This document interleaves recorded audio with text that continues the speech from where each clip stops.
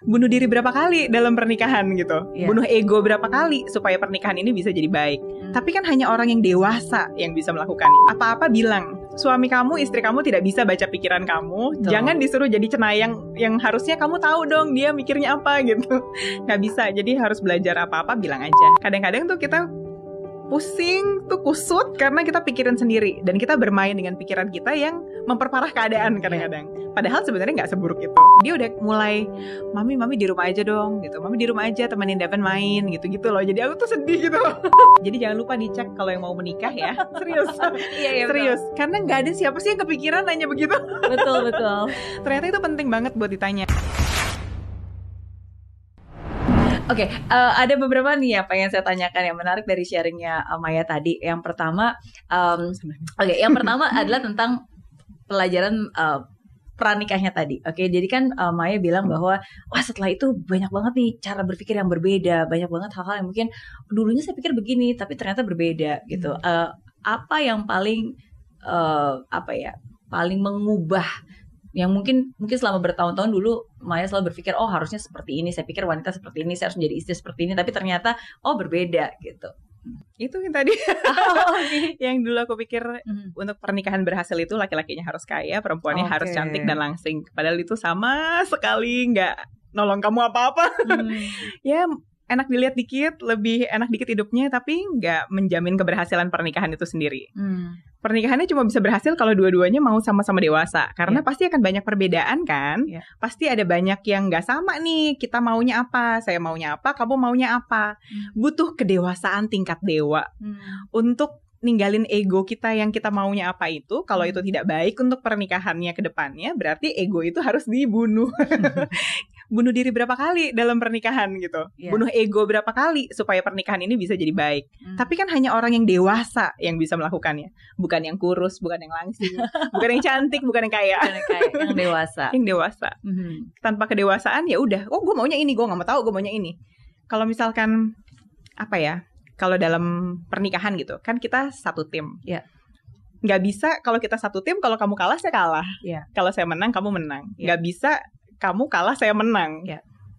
Kalau saya maunya menang sendiri, tapi pasangannya kalah, ya berarti pernikahannya kalah juga. Jadi kan nggak bisa begitu. Betul. Dan mungkin itu salah satu sudut pandang yang seringkali orang lupa ya. Maksudnya sometimes in married karena memang berbeda, seakan-akan tuh kita berada di kubu yang berbeda. Padahal we are in one team. Is we against the world gitu. Maksudnya itu ya kita berdua ya menghadapi tantangan hidup ya berdua, tapi we are in the same team. Dan itu butuh kedewasaan untuk menyadari itu, bahwa bukan apa yang kamu mau, bukan apa yang kamu mau, tapi apa ya yang supaya kita nih bisa jalannya barengannya enak gitu. Dan butuh keterbukaan untuk mengkomunikasikan apa yang sungguh-sungguh ada di hati kita mau, apa yang sungguh-sungguh kita nggak mau. Kalau buat saya sih itu salah satu pelajaran yang sungguh berharga ya, karena kan kalau dari dulu saya orangnya tuh suka nggak enakan. Iya, aku juga tuh. Jadi kalau misalnya ada yang nggak suka ya udah deh nggak apa-apa gitu. Dan sedangkan kalau dari suami saya justru dia bilang nggak boleh. Kalau kamu nggak suka sesuatu atau kamu mau sesuatu, you have to tell me gitu. Sometimes kan kadang-kadang kita sebagai wanita kita pengennya ya dia tahu sendirilah apa yang kita mau, bener nggak? Pengennya bisa baca pikiran ya pasangannya. Itu salah satu yang aku diajarin di kelas premarital. Apa-apa bilang, suami kamu, istri kamu tidak bisa baca pikiran kamu. Betul. Jangan disuruh jadi cenayang yang harusnya kamu tahu dong dia mikirnya apa gitu. Nggak bisa, jadi harus belajar apa-apa bilang aja. Yang saya suka bilang, yang saya nggak suka bilang gitu. Itu perlu belajar banget juga sih. Betul. Karena kan kita nggak terbiasa ngomong dengan gamblang, aku suka loh kalau kamu ini, aku nggak suka kalau kamu ini gitu. Jadi perlu proses belajar juga. Betul. Dan butuh kedewasaan juga untuk bisa menerima ungkapan itu. Iya. Perlu kedewasaan untuk mendengar. Perlu kedewasaan untuk bicara tanpa menyerang. Oke, bicara tanpa menyerang. Iya. Betul. Iya. Oke. Ya, itu menurut saya satu hal again yang sangat menarik, karena kalau dari Maya sendiri yang lebih banyak di-sharingkan itu lebih ke relationship. Iya ya. Tanpa sadar iya. Oke, jadi sekarang saya ada pertanyaan-pertanyaan santai yang harus dijawab jujur oleh Maya. Tapi tenang aja, pertanyaannya nggak susah kok ya. Oke, jadi yang pertama, kalau lagi berantem sama Krishna, sang suami, biasanya curhat ke ke siapa ya? Ke sahabat. Kalau udah ini biasanya aku jarang ngomong-ngomong sih. Apa yang bisa diselesain ya diselesain aja gitu sendiri. Tapi kalau misalkan udah perlu ada proses output gitu ke sahabat pasti. Oke. Biasanya kalau berantemin apa? Jarang sih, aku tuh jarang banget loh berantem. Orang pada sering nanya kan, Kak, berantemin apa? Apa ya? Kita jarang banget berantem karena mungkin suami aku juga orangnya tuh santai banget gitu loh, kayak enggak. Kan ada orang yang apa-apa marah gitu. Suami aku tuh enggak. Jadi kita jarang ada keributan karena sama-sama ya udah nggak apa-apa gitu. Kalau yang diributin apa ya nggak tahu. Siapa yang lebih sabar biasanya? Dia lebih sabar. Oh ya. Justru aku belajar sabar tuh lihat suami aku karena dia sabar banget. Karena aku malu juga dong kalau aku nggak sabar ya. Jadi aku belajar untuk lebih sabar tuh lihat dia. Oke. Iya. Oke. Nggak. Tapi biasa memang harus di-balance ya. Sometimes kadang-kadang Tuhan memberikan kita pasangan hidup ya seperti itu untuk bisa membalance dan menjadi pelengkap. Jadi sometimes kadang-kadang ada yang lebih introvert, dapat pasangan yang lebih ekstrovert. Ada yang lebih gak sabar, dapatnya yang lebih sabar gitu. Oke. Kalau lagi me time biasanya Maya apa ya? Aku lagi suka olahraga, nonton film seri, jalan-jalan lihat-lihat barang gitu. Oke. Itu biasanya cara untuk Maya merecharge kembali. Your personal time. Iya. Oke. Kalau lagi nggak ada job, biasanya Maya menghabiskan waktu untuk apa ya? Jalan-jalan sama anak-anak gitu. Ajakin ke mall. Oke. Kalau lagi pandemi gimana berarti? Awal-awal enggak, akhir-akhir ini ya kadang-kadang bawa sesekali gitu. Pas lagi gawat lagi enggak, lagi diam lagi di rumah berbulan-bulan. Nanti kalau udah agak reda bawa sekali-sekali gitu. Terus di rumah papaku ada, kan tinggal di apartemen, ada playground, nggak ada orang sama sekali. Jadi kadang-kadang aku bawa ke situ juga gitu. Iya emang betul. Maksudnya dengan keadaan sekarang seperti ini is good, especially kalau kita punya anak-anak ya, untuk mereka at least outdoor activities, walaupun tetap of course prokes tetap dijaga gitu. Anak aku yang paling kecil tuh baru 2 tahunan, jadi dia pandemic baby kan, kasian banget. Nggak pernah ke tempat bermain gitu-gitu. Jadi baru banget kayak bulan lalu kita bawa ke playground di tempat papaku gitu. Itu norak banget. Karena saking di rumah terus kan dia selama hidupnya gitu.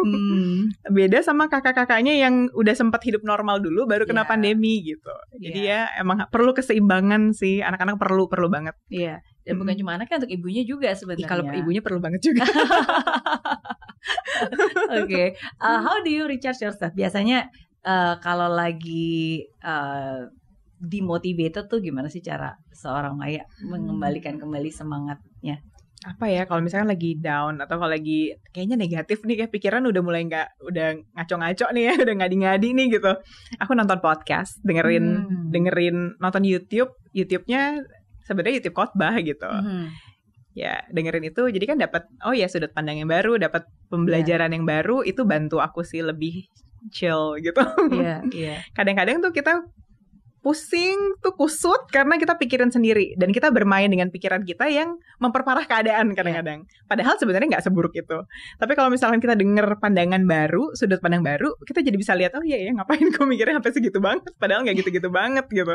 Iya, itu juga satu hal yang sangat saya syukuri sih di tengah-tengah pandemi ini, karena dengan adanya pandemi ini membuat, at least kalau buat saya ya, membuat saya lebih banyak menonton khotbah-khotbah atau maksudnya kita gereja online atau bahkan sebenarnya kalau dulu kan kita ibadah ya ke satu gereja aja kan, atau kita mendengarkan sermon atau khotbah juga mungkin hanya dari satu source aja, jarang banget gitu ke tempat-tempat yang lain. Tapi kan etis sekarang dengan adanya teknologi, dengan adanya YouTube, sebenarnya everyday we can, nggak perlu nunggu sampai hari Minggu untuk bisa mendengarkan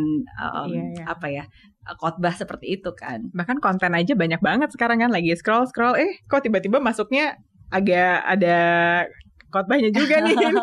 Ya lumayan ya dengar sedikit gitu. Lumayan bantu juga. Jadi itu satu hal yang juga bisa disyukuri dari banyak hal juga yang pastinya bisa disyukuri di masa-masa pandemi ini. Oke. Nah, jadi saya ingin berbicara kalau ngomongin tentang Maya, mungkin berbicara tentang wanita, berbicara tentang karir juga, ya kan, dan berbicara tentang rumah tangga. Nah, kalau dari Maya sendiri kan sebelum ini memang aktif di dunia di dunia entertainment, oke, dan salah satu hal yang membuat kenapa sih berhenti dari ini talk show waktu itu? Kenapa ya? Anak aku jadi waktu aku masuk pertama kali di ini talk show itu aku udah punya anak. Anak aku umurnya 6 bulan waktu itu. Terus aku dapet ini talk show. Jadi aku syuting. Nah, jadi selama anak ini berkembang tuh aku selalu bekerja kan. Jadi waktu akhir-akhir aku berhenti itu anak aku tuh udah mulai, aku lupa umur berapa dia ya, kayak sekitar mau 4 gitu. Dia udah mulai, mami di rumah aja dong gitu. Mami di rumah aja temenin Devin main gitu-gitu loh. Jadi aku tuh sedih gitu. Jadi kayak ini anak mau gue di rumah ya. Oh iya ya, gue kerja terus loh selama ini ya gitu. Walaupun kerjanya cuma 4 hari seminggu sih sebetulnya. Tapi mungkin dia ada keinginan aku tuh ada di rumah. Dia bilang, Daddy aja yang kerja. Dia bilang gitu. Daddy aja yang kerja, nanti maninya semua kasih mami. Terus aku bilang, oh good idea. Oh yeah, good idea. Why did you talk to that? Terus ya ada satu dan lain hal juga. Terus aku pikir, ya deh mungkin aku istirahat dulu deh ya. Aku pikir istirahat beberapa bulan lah gitu untuk di rumah. Istirahat 3 bulan aku hamil. Kan jadi panjang ceritanya. Jadi hamil dulu 9 bulan, ngelahirin dulu beberapa bulan gitu.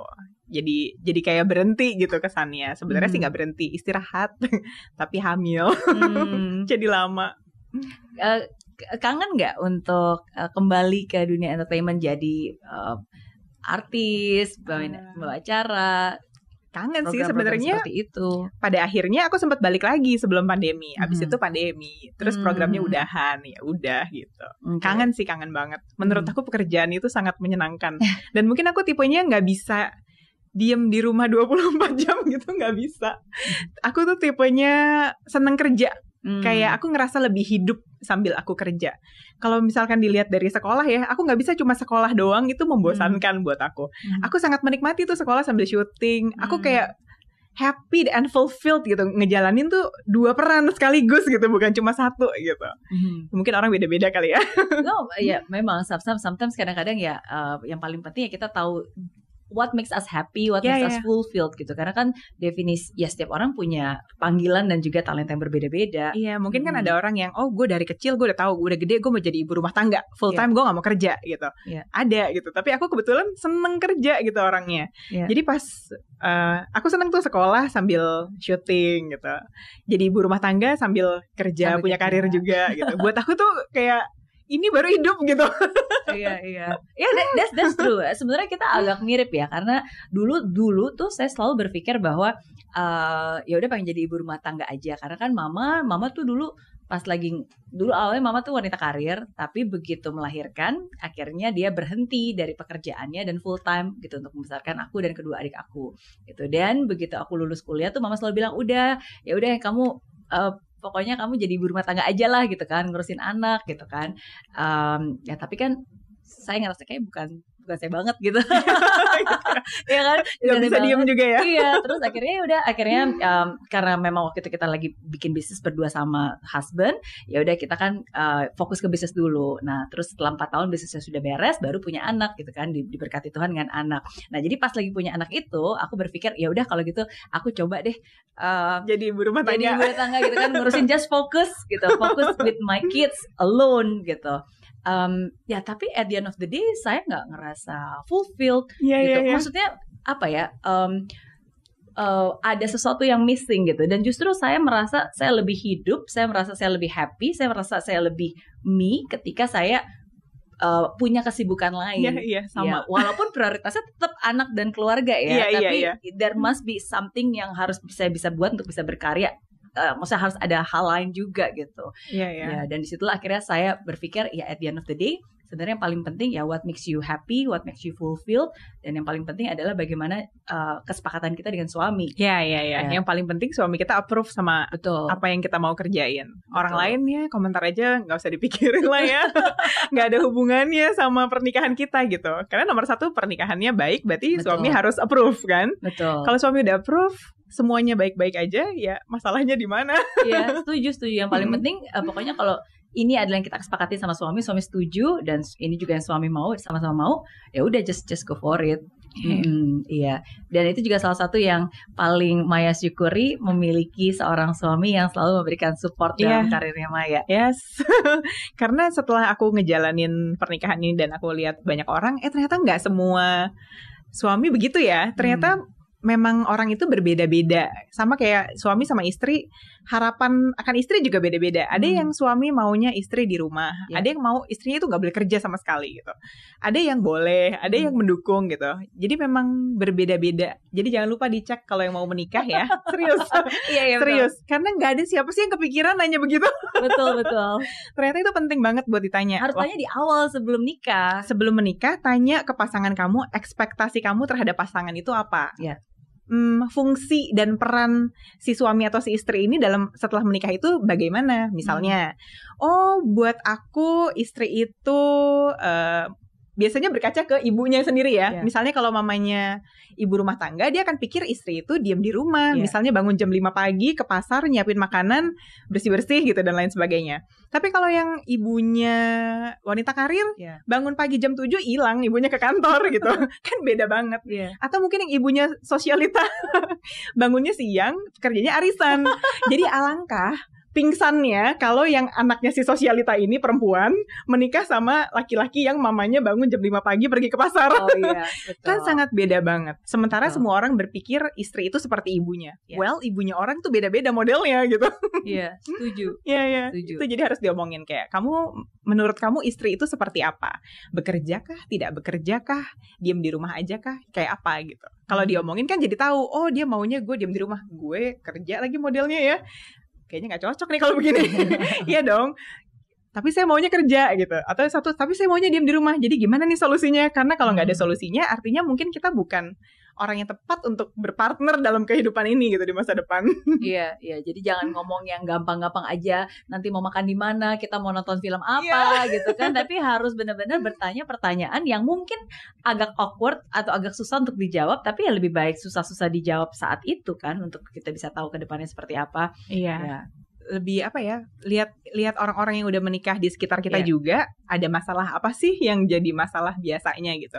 Dari situ kan kita bisa belajar. Misalnya ngeributin uang, ini uang siapa, harusnya siapa yang pegang, gimana ngaturnya gitu. Nah kayak gitu-gitu seharusnya diomongin di awal. Iya, betul. Menurut kamu nanti setelah menikah pengaturan keuangannya seperti apa? Itu juga aku dulu gak ada yang ngajarin tuh. Jadi sekarang aku seneng banget nih ngomongin buat teman-teman yang mau nikah gitu. Ditanya. Uang itu yang nanti yang pegang misalnya siapa? Karena nggak ada pengaturan. Uang harus istri yang atur atau uang harus suami yang atur. Sebenarnya harus yang atur kan yang lebih pintar ngatur ya. Kadang itu yang laki-laki, kadang itu yang perempuan gitu. Bisa yang mana aja. Tapi kan kalau diomongin di awal, kita jadi tahu. Jadi nggak kecewa setelah menikah, taunya dia maunya apa, kita maunya apa gitu, nggak sama. Nggak ada jalan keluarnya juga. Iya. Ya, itu betul banget. Apakah nanti ada tabungan bersama atau mungkin sendiri-sendiri atau ya maunya gimana gitu. Okay. Nggak kepikiran kan buat ngomongin, kita mau waktu cinta-cinta mau makan di mana, mau nonton apa. Atau mungkin nggak enakan kali untuk bertanya kan. Sering kali sensitif buat ditanyain, tapi setelah menikah menurut aku ini tuh mendingan lo nggak enak nanya sekarang daripada nggak enak entar seumur hidup gitu. Nggak enak terus kan, nggak ada jalan keluarnya gitu. Betul. Tapi dulu aku pernah ada di titik kayak stres, depresi kali ya, kayak nangis terus, aku nggak bisa sendirian. Setiap kali sendiri aku nangis. Tanda tangan akte nikah itu tidak merubah karakter orang, oke?